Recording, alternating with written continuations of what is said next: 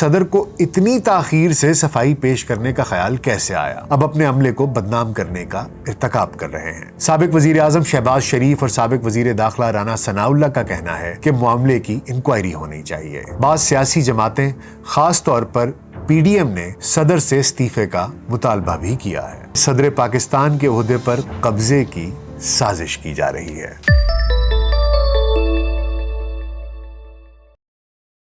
وی L C podcast میں doctor Nasir Baig کے ساتھ خاکسار آپ کی خدمت میں حاضر ہے۔ حساس بل پر صدر کے ٹویٹ سے ایک ہلچل مچ گئی ہے۔ سیاسی گرما گرمی جو کہ پہلے ہی اپنے عروج پر تھی، اس میں بھی مزید اضافہ ہو گیا ہے۔ حالات کس طرف کو جا رہے ہیں، آئیے ایک نظر ڈالتے ہیں۔ آفیشل سیکرٹس ترمیمی بل 2023 اور پاکستان آرمی ترمیمی بل 2023 سے جڑے اس تنازع نے اس وقت شدت اختیار کی جب صدر ڈاکٹر عارف علوی نے سینٹ اور قومی اسمبلی سے منظور شدہ ان بلز پر دستخط کرنے کی تردید کر دی۔ صدر نے 20 اگست کو ایک ٹویٹ کیا جس میں انہوں نے کہا کہ اللہ گواہ ہے، میں نے آفیشل سیکرٹ ایکٹ اور آرمی ایکٹ ترمیمی بل پر دستخط نہیں کیے۔ میں ان بلوں سے اتفاق نہیں کرتا۔ میں نے اپنے عملے کو کہا کہ بل کو بغیر دستخط کے واپس بھیجیں۔ اب معلوم ہوا کہ میرے عملے نے میری مرضی اور حکم کو مجروح کیا۔ اللہ سب جانتا ہے۔ میں ان سب سے معافی مانگتا ہوں جو ان بلز سے متاثر ہوں گے۔ میں نے ان بلز پر دستخط نہیں کیے۔ بعد ازاں سیاسی صورتحال کے پیش نظر انہوں نے معاملے کو عملے کی غفلت قرار دے کر 21 اگست کو اپنے ذاتی سیکرٹری وقار احمد کی خدمات اسٹیبلشمنٹ کو واپس کر دیں اور کہا کہ مزید مجھے وقار احمد کی خدمات کی ضرورت نہیں ہے۔ دوسری جانب نگران حکومت یہ کہتی ہے کہ ایوان صدر کی طرف سے کوئی راستہ اختیار نہ کیے جانے پر یہ دونوں بل اب قانون بن چکے ہیں۔ آئینی ماہرین کیا کہتے ہیں، آئیے اس پہ بھی نظر ڈال لیتے ہیں۔ صدر مملکت کے اس بیان نے ایک نیا پنڈوراز باکس کھول دیا ہے۔ ایک نئی آئینی بحث چھڑ گئی ہے۔ آئینی ماہرین کے مطابق آئین پاکستان کے آرٹیکل 75 کی روح سے صدر کو پارلیمنٹ جو بھی بل توثیق کرنے کے لیے بھیجتی ہے، ان کے پاس دو ہی آپشن ہوتے ہیں۔ ایک یہ کہ وہ اس پر دستخط کر کے منظوری دے دیں یا 10 دن کے اندر اپنی تحریری رائے کے ساتھ دستخط کر کے پارلیمنٹ کو واپس بھجوا دیں۔ پارلیمنٹ قواعد کے مطابق بل دوبارہ غور کے بعد صدر کو بھیجے تو وہ 10 روز کے اندر دستخط کر کے بل کی منظوری دے دیں، ورنہ یہ مدت ختم ہونے کے بعد بل خود بخود قانون کا درجہ حاصل کر لے گا اور اس کی حتمی منظوری کا گزٹ نوٹیفیکیشن جاری کر دیا جائے گا۔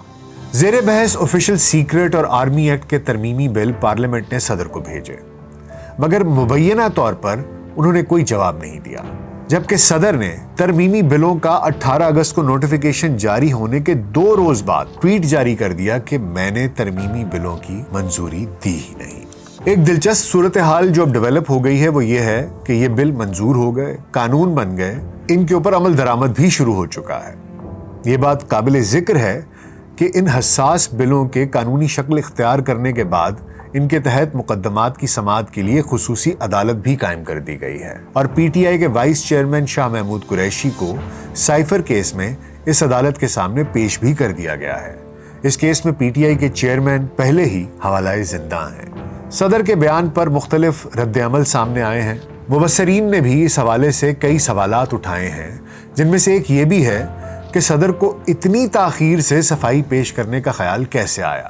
انہوں نے مقررہ 10 دن کے اندر اپنے مشاہدات کے ساتھ بل پارلیمنٹ کو واپس کیوں نہیں بھیجا۔ یہ بھی کہا جا رہا ہے کہ صدر نے اپنی ذمہ داری پوری نہیں کی، اب اپنے عملے کو بدنام کرنے کا ارتکاب کر رہے ہیں۔ سابق وزیر اعظم شہباز شریف اور سابق وزیر داخلہ رانا ثناء اللہ کا کہنا ہے کہ معاملے کی انکوائری ہونی چاہیے۔ بعض سیاسی جماعتیں خاص طور پر پی ڈی ایم نے صدر سے استعفے کا مطالبہ بھی کیا ہے۔ بعض مبصرین کا خیال ہے کہ صدر نے اپنی سیاسی پارٹی سے وفاداری نبھاتے ہوئے آئین کو بالائے طاق رکھا اور سوچے سمجھے بغیر ٹویٹ کر دیا، جس کی مکمل چھان بین ہونی چاہیے۔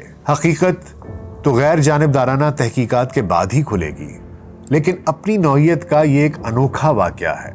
قوموں کی برادری میں پاکستان کا پہلے ہی کچھ خاص مقام نہیں بچا اور اس واقعے کے بعد مذاق مزید اڑ رہا ہے۔ صدر مملکت عارف علوی کے سبکدوش سیکرٹری وقار احمد نے صدر کو ایک خط لکھ دیا، جس میں کہا گیا ہے کہ صدر مملکت نے میری خدمات واپس کر دیں، لیکن میں حقائق سامنے رکھنا چاہتا ہوں۔ ایسا تاثر دیا گیا کہ سیکریٹری مذکورہ بلوں سے متعلق کسی بے ضابطگی کا ذمہ دار ہے۔ مزید کہا کہ پاکستان آرمی ایکٹ ترمیمی بل 2 اگست کو ایوان صدر میں وصول ہوا۔ صدر مملکت کو یہ بل 3 اگست کو بھیج دیا گیا۔ حقائق واضح ہیں، نہ میں نے بلز کے معاملے میں تاخیر کی، نہ ہی بے قاعدگی، اور نہ صرف نظر۔ حقیقت یہ ہے کہ فائلز ابھی بھی صدارتی چیمبرز میں موجود ہیں۔ وقار احمد نے کہا کہ صدر کا سیکریٹری کی خدمات واپس کرنے کا فیصلہ انصاف پر مبنی نہیں۔ صدر مملکت نے آرمی ایکٹ ترمیمی بل کی نہ منظوری دی، نہ تحریری طور پر واپس پارلیمنٹ بھیجنے کو کہا۔ مذکورہ فائل 21 اگست تک سیکریٹری کے آفس میں واپس نہیں بھجوائی گئی۔ انہوں نے صدر مملکت سے اپیل کی ہے کہ وہ FIA یا کسی بھی ایجنسی سے تحقیقات کرائیں۔ انکوائری کرانے کے بعد اگر یہ معلوم ہو کہ کسی نے کوتاہی کی ہے تو اس کو اس کا ذمہ دار ٹھہرایا جائے۔ اگر سپریم کورٹ یا کسی عدالت نے بلایا تو میں ریکارڈ کے ساتھ جا کر حقائق بتاؤں گا۔ میں ریکارڈ پیش کر کے اپنی بے گناہی ثابت کروں گا۔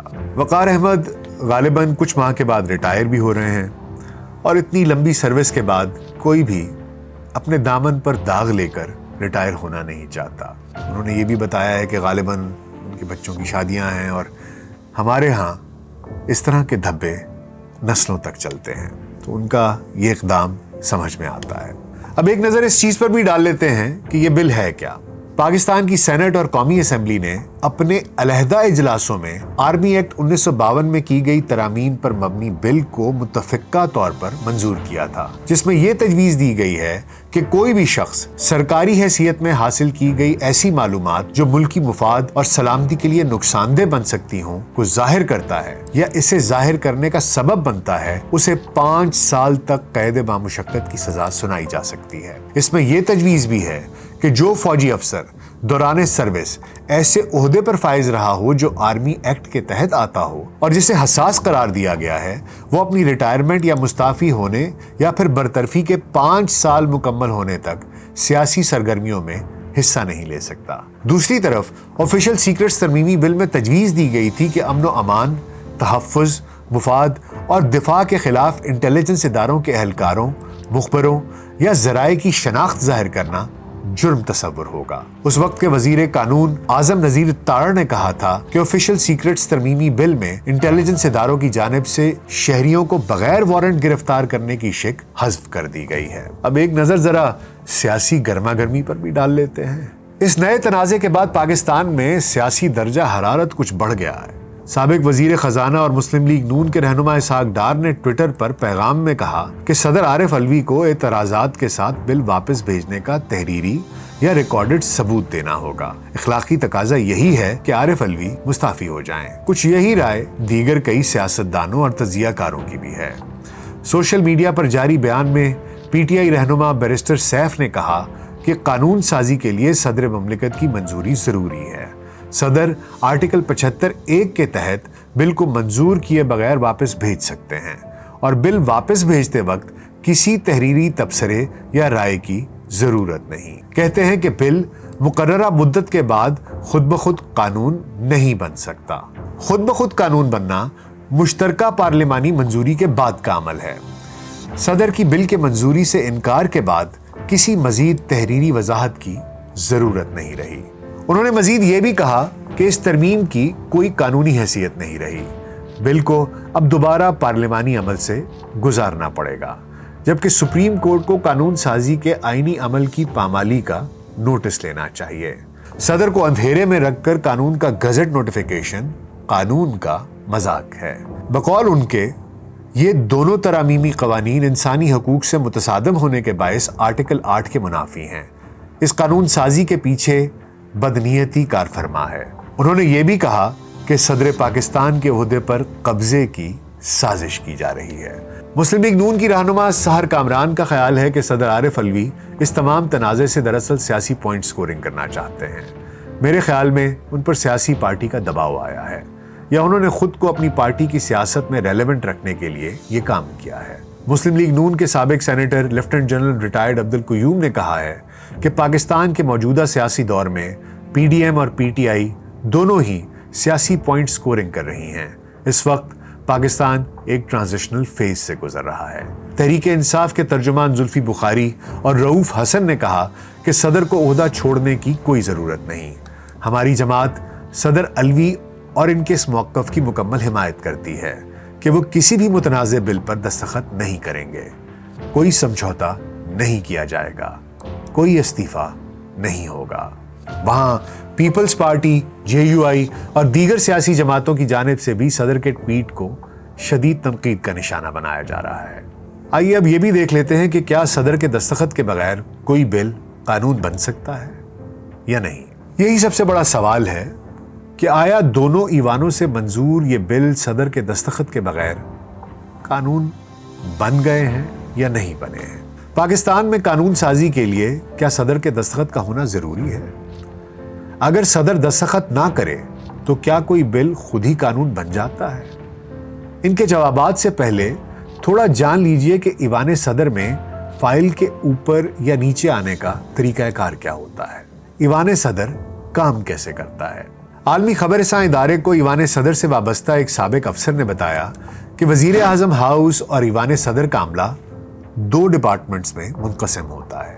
ان میں سے پہلا ڈپارٹمنٹ انٹرنل ونگ کہلاتا ہے، جس کی سربراہی صدر اور وزیر اعظم کے ملٹری سیکریٹری کرتے ہیں۔ ملٹری سیکریٹری عموماً ایک 1 اسٹار فوجی افسر ہوتا ہے جسے کہ بریگیڈیئر کہتے ہیں۔ ملٹری سیکریٹری کے ماتحت ڈپٹی MS یا ڈپٹی ملٹری سیکریٹری ہوتا ہے، اور ان کے ماتحت 3 ADCs ہوتے ہیں جو تینوں مسلح افواج کی نمائندگی کرتے ہیں۔ ان کے ماتحت ایک ٹیم سیکیورٹی افسران و عملہ اور ایک ٹیم پروٹوکول آفیسرز اور عملے پر مشتمل ہوتی ہے۔ انٹرنل ونگ کا کام صدر کے ذاتی امور چلانا، ان کی سیکیورٹی، اندرون ملک اور بیرون ملک دورے اور ملاقاتوں وغیرہ کو منظم رکھنا ہوتا ہے۔ ایوان صدر کی دوسرے ونگ کی سربراہی سینئر ترین بیوروکریٹ آفیسر کرتے ہیں، یعنی سیکریٹری ٹو پریزیڈنٹ یا سیکریٹری ٹو صدر۔ یہ 21ویں گریڈ کے سرکاری افسر ہوتے ہیں۔ ان کے ماتحت ایک مکمل سیکریٹریٹ ہوتا ہے جس میں additional secretaries, joint secretaries, deputy secretaries اور دیگر دفتری عملہ شامل ہوتا ہے۔ کسی بھی قسم کی فائل جس پر صدر مملکت کے دستخط یا منظوری چاہیے، وہ سب سے پہلے ایوان صدر کے سٹاف میں شامل سیکشن آفیسر کے پاس پہنچتی ہے، جو ان افسران کی فہرست میں سب سے آخر میں آتے ہیں۔ سیکشن آفیسر اس فائل کا جائزہ لیتے ہیں۔ اب اس فائل میں دائیں جانب اس درخواست ایکٹ کا متن درج ہوتا ہے اور اس کی تمام تر دستاویزات نتھی کی جاتی ہیں۔ اس فائل کی بائیں جانب منٹ شیٹ یا نوٹس فار کنسیڈریشن NFC چسپاں کیا جاتا ہے، جہاں سیکشن آفیسر اس فائل سے متعلق مختصر انداز میں لکھتے ہیں کہ یہ فلاں فائل ہے جو قومی اسمبلی، سینٹ یا فلاں وزارت سے آئی ہے، اور یوں اسے اپروول کے لیے اسسٹنٹ سیکریٹری کو بھیج دیا جاتا ہے۔ یہاں سے فائل جوائنٹ سیکریٹری، پھر ڈپٹی سیکریٹری اور پھر سیکریٹری ٹو پریزیڈنٹ کے پاس پہنچتی ہے، جو یہ فائل صدر کے پاس لے جاتے ہیں۔ ان تمام مراحل کے دوران اس فائل پر نوٹس لکھے جاتے ہیں، اس کو جانچا جاتا ہے اور اس میں کسی بھی قسم کی کمی کی صورت میں وہ پوری کی جاتی ہے یا متعلقہ وزارت کو دوبارہ واپس بھجوا دی جاتی ہے۔ صدر کے پاس پہنچنے کے بعد اگر وہ اس پر تصدیق کی مہر ثبت کر دیں تو کام مکمل ہو جاتا ہے، اور اگر ایسا نہ ہو تو وہ ڈس اپروول کے ساتھ واپس بھیجی جاتی ہے۔ کسی بھی فائل کی واپسی بھی اسی چین آف کمانڈ کے تحت ہوتی ہے جس سے وہ پہلے صدر کے دفتر تک پہنچی ہے۔ سیکشن آفیسر فائل واپس ملنے پر اعتراضات کے ساتھ اسے متعلقہ ادارے، محکمے، وزارت یا پارلیمنٹ بھیج دیتے ہیں۔ اب اس معاملے میں بہت سے لوگ انکوائری کا مطالبہ کر رہے ہیں۔ پیپلز پارٹی اور PDM تو معاملے کی تحقیقات کا مطالبہ کر ہی رہے ہیں، تاہم ایوان صدر نے تاحال یہ نہیں بتایا کہ باقاعدہ طور پر کسی انکوائری کا آغاز کیا گیا ہے یا نہیں کیا گیا ہے۔ صدر کے دستخط کے بغیر کیا قانون بن سکتا ہے؟ ماہرین کیا کہتے ہیں؟ ماہرین کے مطابق آئین اس پر تو واضح ہے کہ پارلیمان کے مشترکہ اجلاس سے منظوری کے بعد یہ بل صدر کے دستخط نہ ہونے کی صورت میں بھی خود بخود قانون بن جائے گا، مگر شرط یہ ہے کہ ایسا صرف مشترکہ اجلاس سے منظوری کے بعد ہوگا۔ لیکن اگر مشترکہ اجلاس میں یہ بل پیش ہی نہ ہوا ہو تو کیا تب بھی یہ قانون کی شکل اختیار کر سکتا ہے؟ اس پر آئین خاموش ہے۔ واضح رہے کہ آئین کے آرٹیکل 75 کی شق 2 دراصل شق اول کی سب کلوز ہے۔ جو صدر کی جانب سے بل کی واپسی اور اس کے پارلیمنٹ کے مشترکہ اجلاس میں پیش ہونے کے بارے میں ہے۔ تحریک انصاف نے اس معاملے کو سپریم کورٹ میں اٹھانے کا اعلان کیا ہے۔ اب عدالت ہی اس گتھی کو سلجھائے گی۔ دیکھیے اونٹ کس کروٹ بیٹھتا ہے۔ ہمارے ملک میں اس وقت سیاسی درجہ حرارت اپنے عروج پر ہے۔ ایک ایسی پولرائزیشن ہے جو کہ صرف اوپر نہیں ہے، پوری سوسائٹی، پورے معاشرے کے اندر ایک شدید قسم کی پولرائزیشن ہے۔ پولیٹیکل پولرائزیشن پہلی دفعہ اس ملک میں اس شدت سے دیکھنے کو ملی ہے، اور اس سے بڑے عہدوں پر بیٹھے ہوئے لوگ بھی محفوظ نہیں ہیں۔ صدر مملکت کا یہ اقدام درست ہے کہ نہیں ہے؟ قانون اس سلسلے میں کیا کہتا ہے، کیا نہیں کہتا ہے؟ یہ تو انکوائری کے بعد یا سپریم کورٹ جب یہ معاملہ جائے گا تو عدالت ہی اس کا فیصلہ کرے گی۔ لیکن ایک بات واضح ہے کہ پاکستان کی اقوام عالم میں جگ ہسائی ہو رہی ہے۔